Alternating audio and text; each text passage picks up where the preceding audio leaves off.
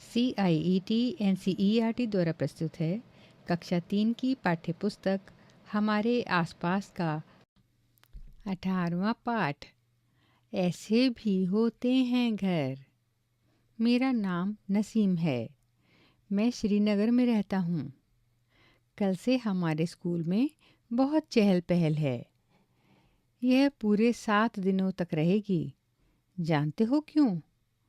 हमारे स्कूल में कैंप जो लगा है। कैंप में कई जगहों से बच्चे आए हैं। मैदान में टेंट लगाकर सबके रहने का इंतज़ाम किया गया है।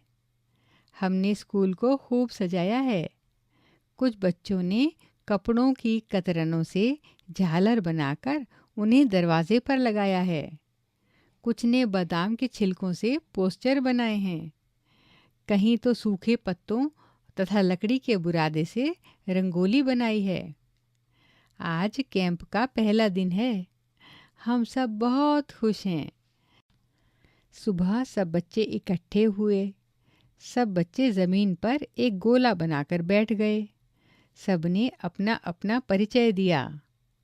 सबने अपने बारे में बताया कि वे कहाँ रहते हैं, क्या खाना पसंद करते हैं। बच्चे अपने साथ अपने घर और परिवार की तस्वीरें भी लाए हैं। बारी बारी से सब बच्चों ने अपने घरों के बारे में भी बताया। सबसे पहले भूपेन के समूह की बारी आई। भूपेन ने अपना नाम बताया और कहा, मैं असम के मोलन गांव से आया हूँ। हमारे यहाँ बहुत बारिश होती है, इसलिए हमारे घर ज़मीन से लगभग 10 से 12 फुट ऊंचे बने होते हैं। इन्हें मजबूत बांस के खंभों पर बनाते हैं। ये घर अंदर से भी लकड़ी के ही बने होते हैं। भूपेन के यहाँ घर बांस के खंभों पर क्यों बनाते हैं? इन मकानों की छतें कैसी हैं? इन्हें ऐसा क्यों बनाया जाता है? इन मकानों में अंदर जाने का क्या तरीका है? रात के समय इन मकानों की सीढ़ी हटा देते हैं। बताओ क्यों? अब आई चमेली की बारी। उसने कहा, मैं मनाली से आई हूँ, जो एक पहाड़ी इलाका है। हमारे यहाँ भी बारिश बहुत होती है और बर्फ़ भी पड़ती है। जब ठंड ज़्यादा हो जाती है तब धूप में बैठना अच्छा लगता है। हमारे मकान पत्थर या लकड़ी से बनते हैं। चमेली का घर किस इलाके में है? चमेली और भूपेन के मकानों की छतों में क्या समानता है? ऐसी छतें इन इलाकों में कैसे मदद करती हैं? अब सुनो, मिताली और अनुज ने बताया। मिताली और अनुज दिल्ली से आए हैं। उन्होंने सबको दिल्ली की तस्वीरें दिखाईं। एक तस्वीर में ऊंची ऊंची इमारतें देखकर भूपेन बोला, अरे इतने ऊंचे मकान, इनमें ऊपर तक कैसे चढ़ते हो? इन मकानों को देखो और पता करो कि क्या तुम्हारे यहाँ भी ऐसे मकान हैं। बहुमंजिले मकानों में ऊपर कैसे चढ़ते होंगे? दिल्ली भारत की राजधानी है। दिल्ली और उसके जैसे बड़े शहरों में गांवों और कस्बों से लोगों को काम की तलाश में आना पड़ता है। ये लोग अक्सर शहर में ही बस जाते हैं। यहाँ रहने वाले लोग ज़्यादा हैं और जगह कम। बहुत लोगों के पास मकान होते ही नहीं। उन्हें झुग्गी झोपड़ियों में रहना पड़ता है और कई लोगों के पास वो भी नहीं। लोग जहाँ मिले वहीं सो जाते हैं, सड़क पर, फुटपाथ पर, स्टेशन पर। वाकई शहरों में घर की बहुत बड़ी समस्या है। काशीराम ने बताया, मैं राजस्थान के एक गांव से आया हूँ। हमारे यहाँ बारिश बहुत कम होती है और खूब गर्मी पड़ती है। हम लोग मिट्टी के घरों में रहते हैं। घरों की दीवारें बहुत मोटी होती हैं। इन दीवारों को मिट्टी से लीप पोत कर सुंदर बनाया जाता है।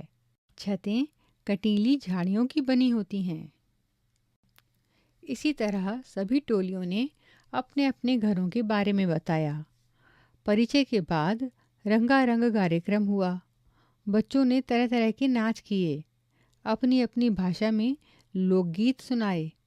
सबने इलायची और बादाम डला हुआ कहवा यानी चाय पिया। बहुत मज़ा आया। शाम को हम सब डल झील घूमने गए। वहाँ हमने एक हाउस बोट देखी। शिकारे में बैठे। कुछ बच्चों ने चप्पू भी चलाया। चारों तरफ नीले नीले पहाड़ और बीच में 4 चिनारे। हाउस बोट दूसरे घरों से अलग है। कैसे? क्या तुम ऐसे घर में रहना पसंद करोगे? क्यों? चित्र देखकर मिलान करो। यहाँ पर अलग अलग तरह के घरों के चित्र हैं, जैसे इग्लू, हाउस बोट, बहुमंजिला मकान, तंबू, झोपड़ी। अब आप इन मकानों के नाम का चित्र से मिलान करो। तुम्हारा घर किन किन चीज़ों से बना है, उस पर सही का निशान लगाओ। घास, मिट्टी, लकड़ी, सीमेंट, कैनवास, लोहा, प्लास्टिक, चूना, बांस, ईंटें, कांच, पत्थर। अपने घर के आसपास के मकानों को देखो, वे किन किन चीज़ों से बने हैं, उन चीज़ों की सूची बनाओ। मकान जिन चीज़ों से बनते हैं, उन चीज़ों के नमूनों को इकट्ठा करो। आओ ईंट बनाएं। चिकनी मिट्टी को गूंद लो, खाली माचिस में दबाकर भरो, सुखाकर निकालो। तुम्हारी छोटी सी ईंट तैयार हो गई। अपनी ईंटों पर तरह तरह के रंग करो, उस पर अपना नाम भी लिखो। इन सभी ईंटों को मिलाकर एक रंग बिरंगा घर बनाओ। घर की छत को भी सजाओ। कई तरह के घरों के चित्र इकट्ठे करो या उनके चित्र बनाओ। चित्रों से एक सुंदर चार्ट बनाओ। कक्षा में उसे सजाओ।